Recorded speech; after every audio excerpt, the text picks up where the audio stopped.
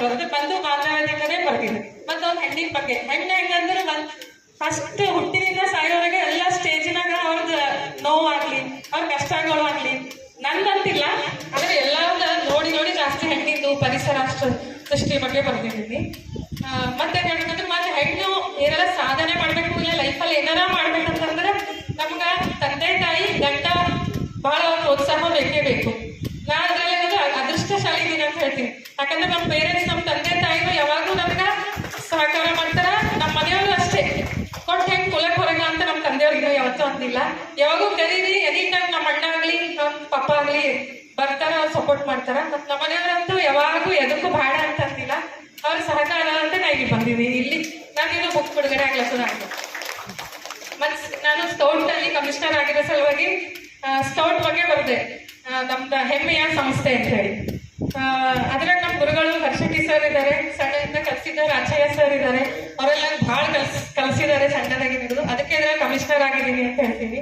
ಮತ್ತೆ ನಾನು ಒಂದು ರೋಟರಿಯನ್ ಆಗಿ ರೋಟರಿ ಬಗ್ಗೆ ಬರ್ದಿದ್ದೀನಿ. ಹಾಗೆ ಅದು ಬೇರೆ ಬೇರೆ ರೀತಿಯಿಂದ ಇದ್ರಾಗ ಬರ್ತೀನಿ. ಈ ವೇದಿಕೆ ಮುಖಾಂತರ ಏನ್ ಹೇಳ್ತೀನಿ ಅಂದ್ರೆ ನಮ್ಮ ತಂದೆ ತಾಯಿ ಮತ್ತೆ ನಮ್ಮ ಮನೆಯವರಿಗೆ ಧನ್ಯವಾದಗಳು ಹೇಳ್ತೀನಿ.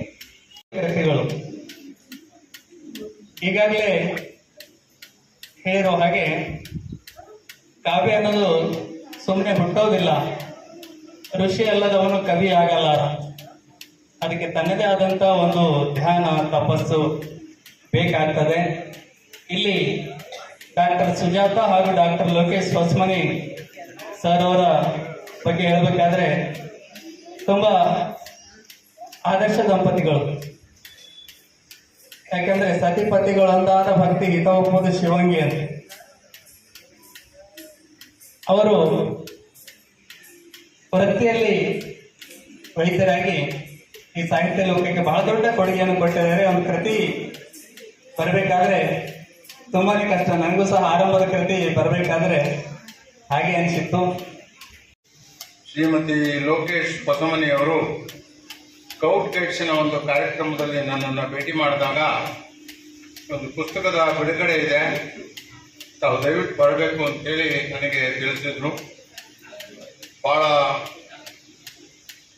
ಹೆಣ್ಣುಮಗಳು, ವೈದ್ಯೆ, ಸಾಮಾಜಿಕ ಕಾರ್ಯಕರ್ತೆ, ಸಮಾಜದ ಬಗ್ಗೆ ಕಳಕಳಿ ಇರತಕ್ಕಂಥ ಒಬ್ಬ ನನ್ನ ಸಹೋದರಿ ಒಂದು ಪುಸ್ತಕವನ್ನು ಬರೆದಾಗ ಅದಕ್ಕೆ ಮಹತ್ವವನ್ನು ಕೊಡಬೇಕು ಅನ್ನೋ ದೃಷ್ಟಿಯಿಂದಾಗಿ ನಾನಿವತ್ತು ಬಂದು ಈ ಕಾರ್ಯಕ್ರಮದಲ್ಲಿ ಬಹಳ ಸಂತೋಷದಿಂದ ಭಾಗವಹಿಸಿದ್ದೇನೆ. 2 ಪುಸ್ತಕಗಳು ಇವತ್ತು ಬಿಡುಗಡೆ ಆಗಿದೆ. ಒಂದು ಬುದ್ಧನ ಬೆಳಕು, ಇದು ಕವನ ಸಂಕಲನ.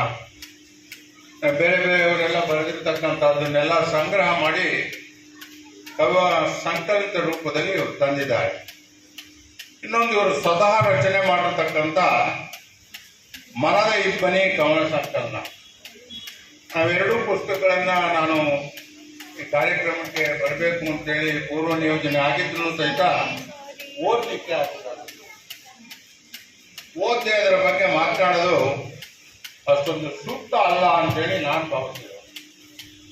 ಓದ್ತೇನೆ, ಭರವಸೆ ಕೊಡ್ತೇನೆ, ನಾನು ಓದ್ತೇನೆ 2 ಪುಸ್ತಕ. ಒಂದು